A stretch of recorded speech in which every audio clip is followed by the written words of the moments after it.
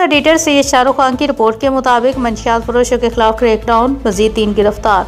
मुलजिमों के कब्जे से 22 किलो चर्स, 8 लीटर शराब बरामद, मुकदमा दर्ज कर लिए।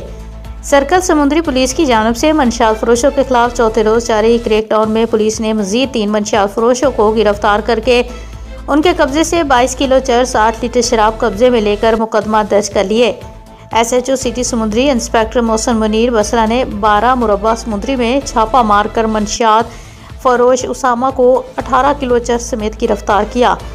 गिरफ्तार मुलजिम फैसलाबाद और इसकी गिरदोनवा में मंशियात की सप्लाई देता था, जिसे पुलिस ने काबू किया। मेहंदी टान समुद्री में मंशियात फरोश अली बेग को 1.25 किलो चर्स समेत काबू किया गया। थाना तरखानी पुलिस ने 52 गाफ बे में छापा मारकर मंशियात फरोश आदल को 1.5 किलो चर्स समेत गिरफ्तार किया। मंशियात फरोश के खिलाफ मुकदमा दर्ज करके मजीद कार्रवाई का आगाज़ कर दिया। DSP सर्कल अरफानुल हक सलेरिया ने मीडिया से बात करते हुए कहा कि समुद्री को मंशियात फ्री बनाना मेरा मिशन है।